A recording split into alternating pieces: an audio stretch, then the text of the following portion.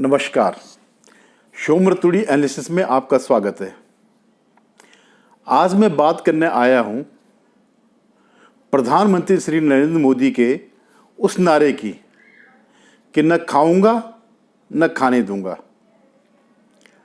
और इस पर जिस तरह से वे अमल कर रहे हैं उससे पूरे प्रतिपक्ष में, खासकर उन नेताओं में, उन पार्टियों में जिन्होंने अपने समय, अपने कार्यकाल में सत्ता में रहते हुए भ्रष्टाचार किया है, गोलमाल किया है, घपले किए हैं, घोटाले किए हैं।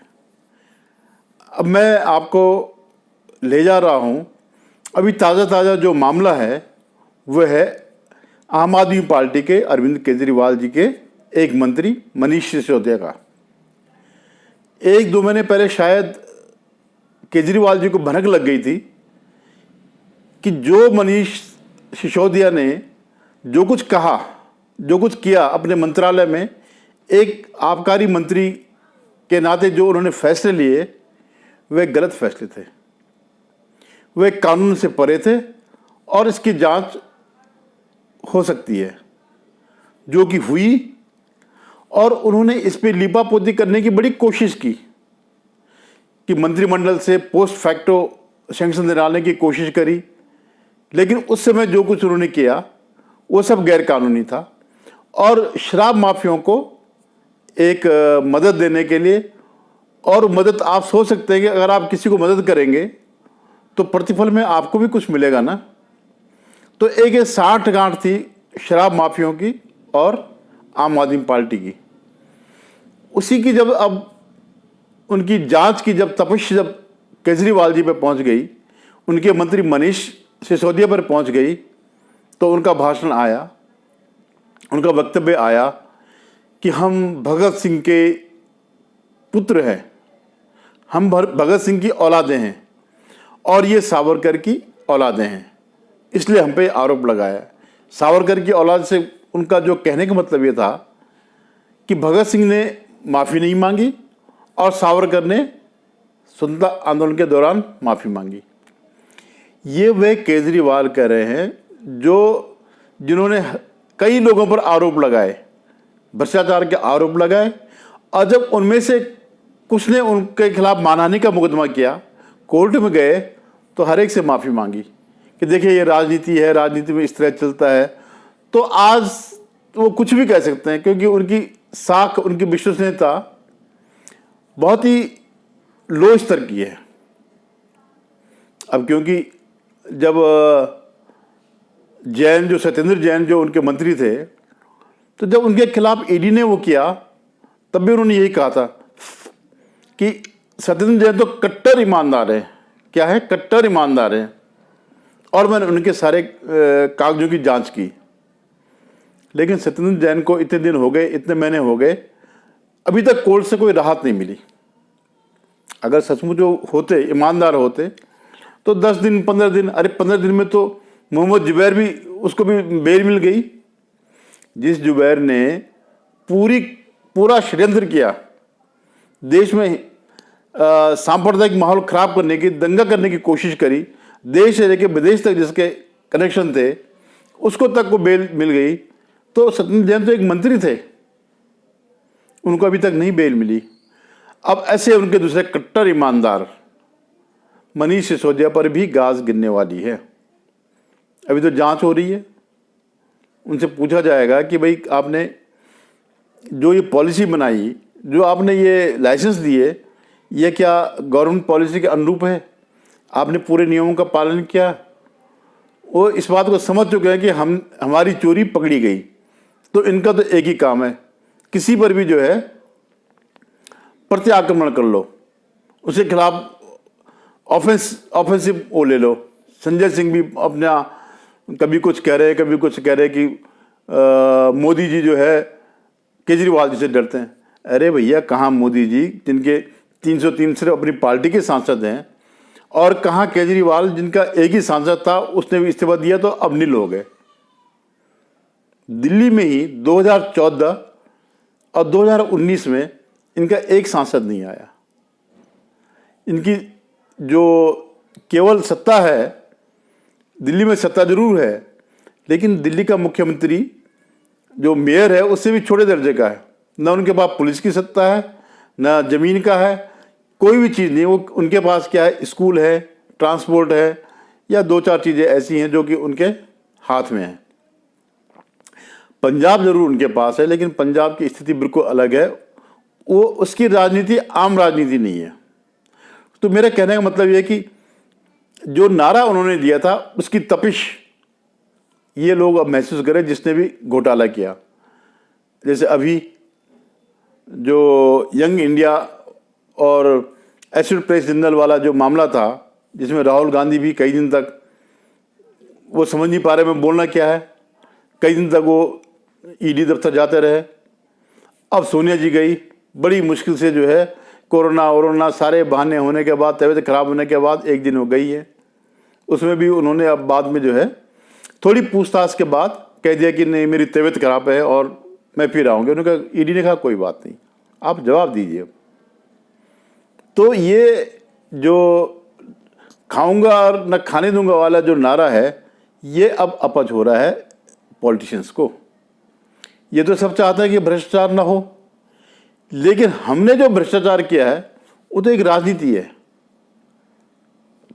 विपक्ष का मानना ये है कि जो भ्रष्टाचार, जो हम राजनीति में आते हैं तो ये एक व्यवसाय है, ये कोई समाज सेवा नहीं है।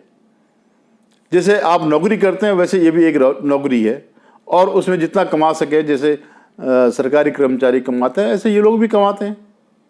तो उनको ये बड़ा वो लग रहा। अभी टीएमसी के जो पार्थो चटर्जी है, उनकी जो सेक्रेटरी रही है, नज़दीकी रही है अर्पिता, उसके यहाँ से 21 करोड़ रुपए नगद मिले, लाखों के 80 लाख के गहने मिले, प्लॉट्स मिले, मतलब विदेशी मुद्रा मिली। तो वो भी करोड़ों का जो ये वो था जो सामने दिखाई दे रहा है, ये तो वो है जो कि पकड़ा गया। इसके पीछे क्या क्या रहा होगा, क्योंकि क्या है, वो एक छोटी कर्मचारी है, तो अगर उसके हिस्से में 20-30 करोड़ अगर आया होगा तो अकेले तो खा नहीं सकती। क्योंकि वो जो ये मामला है शिक्षा टीचर्स का अपॉइंटमेंट का है, तो वो तो बीच में एक लिंक रही होगी दलालों के, माफियों के और मंत्री के बीच का। तो पहला काम तो जो पार्थो चटर्जी है, जो पहले शिक्षा मंत्री रहे, उन्होंने पहला काम क्या किया कि सबसे पहले अस्पताल में भर्ती हो गए, जो कि जितने फ्रॉड नेता होते हैं उनका पहला काम यही होता है। और ये जो जांच है, जब इसकी प्रॉपर जांच होगी तो ये मामला सिर्फ पार्थो चटर्जी तक नहीं रहेगा, ये पूरी टीएमसी को अपनी लपेट में ले लेगा। वैसे ही वो चिटफंड घोटाले में वैसे ही फंसे, अभिषेक बनर्जी भी माइनिंग में फंसे हैं, उनकी पत्नी फंसी है, इन सब की जांच चल रही है। अब ये लोग ये नहीं चाहते हैं कि हमारी जांच हो, और एक जांच हो जाए कोई बात नहीं, लेकिन हमारी जांच न हो। तो ये ज्वलंत मामले तो ये दो हैं। इससे पहले आपने देखा एनसीपी महाराष्ट्र में जब वो सत्ता में थे, तो अनिल देशमुख को तो आज तक जमानत नहीं मिली। अभी तक जो जांच चल रही है, इतने पक्के सबूत हैं कि उनको जमानत अभी तक नहीं मिल पाई। 4-5 महीने हो गए होंगे। और नवाब मलिक भी, उनके जो देशद्रोहियों से, दाऊद गैंग से जो लेन देन है, उसमें वो जेल में है। वो मंत्री रहते रहते, जेल में मंत्री रहते ही उनका मंत्री पद और पूरा मंत्रिमंडल ही चले गया, लेकिन वो अभी भी जेल में है। तो कहने का मतलब ये है कि अगर इनके पास कुछ सबूत होते अपने को निर्दोष साबित करने के, तो कोर्ट में देते। महाराष्ट्र में तो सुप्रीम कोर्ट तक 2-3 बार हुआ है बेल के लिए, लेकिन अगर सुप्रीम कोर्ट भी बेल नहीं दे रहा है तो मामला इतना आसान नहीं है, इतना सरल नहीं है, इतना सीधा सा नहीं है। पक्का इन्होंने घोटाला किया है, उसके सबूत भी कोर्ट के पास गए होंगे, तभी जाकर के कोर्ट ने बेल नहीं दी। अभी एक और मामला होने वाला है झारखंड का। झारखंड के मुख्यमंत्री जो हेमंत सोरेन हैं, वो माइनिंग के भी मिनिस्टर हैं, और उन्होंने अपने को ही लीज कर दी अपने मंत्रालय से अपने को ही लीज कर दी। तो ये मतलब ये तो सबसे निकृष्ट टाइप का जो है भ्रष्टाचार है। अब उसकी भी जांच हो रही है, चुनाव आयोग भी जांच कर रहा है, उनकी शिकायत हुई है और हो सकता है चुनाव आयोग उसमें कोई डिसीजन ले, उनको अयोग्य घोषित कर दे।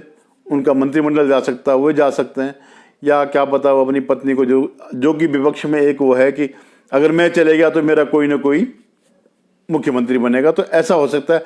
हालांकि वहाँ की परिस्थितियाँ बड़ी बदल रही हैं। अभी जो राष्ट्रपति चुनाव हुए उसमें कई लोग बागी हो गए, उन्होंने पार्टी लाइन से बाहर जा कर के वोट दिए।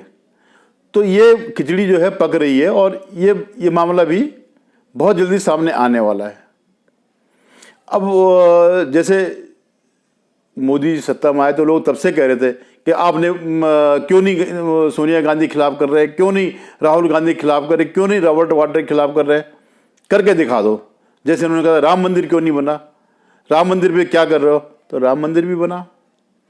और इनके खिलाफ भी ऐसा नहीं कि जल्दबाजी में कुछ भी कर ले, किसी का मुकदमा कर ले, नहीं।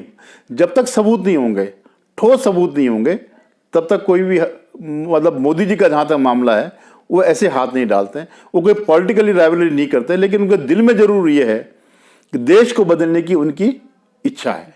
वो चाहते हैं कि देश जो है एक तो जैसे गरीब, आदिवासी, अल्पसंख्यक, जितने भी छोटे तबके के लोग हैं, इनका उत्थान हो। और दूसरा क्या है कि भ्रष्टाचार देश से खत्म हो। जिस भ्रष्टाचार ने बड़ी गहरी जड़ें जमा रखी हैं, तो उसका खात्मा होना, वो ये चाहते हैं कि उसका खात्मा हो।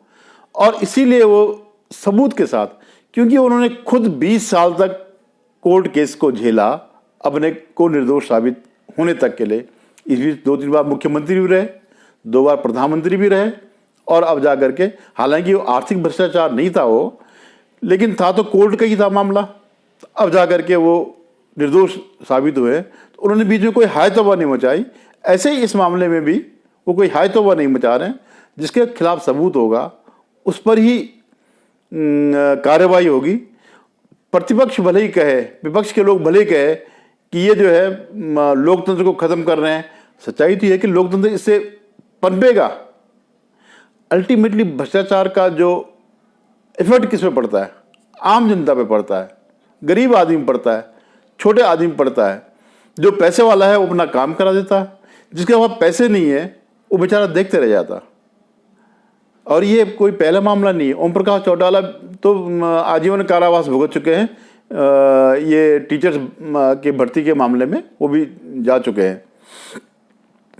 ऐसे अशोक गहलोत के जो भाई हैं उनके खिलाफ भी जांच चल रही है, 2-3 बार उनको भी समन हुआ है।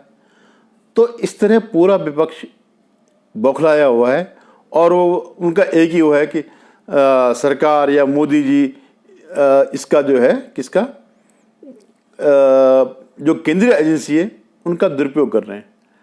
देखिए दुरुपयोग क्या होता है, सबूत तो ढूंढ रहे हैं, सबूत मिल गए तो ठीक, नहीं मिले तो कोर्ट बरी कर देगा। और कितने मामले हैं, 8-10 मामले ही होंगे भाई। लालू भी तो रहे, लालू को भी तो 10-20 साल की जेल हो रखी है, वो तो उनके टाइम पे नहीं था। तो कहने का मतलब ये है कि मोदी जी जिस रास्ते पर जा रहे हैं वो एक दिन इस देश को अच्छे रास्ते पर लाएगा, क्लीन कर देगा, साफ कर देगा। ये जितनी गंदगी है जो स्वच्छ भारत में, इसको भी आप उसी का एक अंग समझ लीजिए। तो ये जो भ्रष्टाचार जो बहुत गहरी जड़ें जमा चुका है उसकी सफाई होनी जरूरी है। और जो कर रहे हैं मोदी जी कर रहे हैं, जनता के लिए कर रहे हैं, अपने नहीं कर रहे हैं, ये हर कोई जानता है। आज जो उनका जितना जनता के बीच समर्थन जो जा रहा है वो उनकी अपनी छवि है, लोगों का विश्वास है उन पे कि ये आदमी जो भी करेगा देश के लिए करेगा। धन्यवाद। अगर मेरा वीडियो पसंद आया तो लाइक कीजिएगा, शेयर कीजिएगा और सब्सक्राइब भी कीजिएगा। धन्यवाद।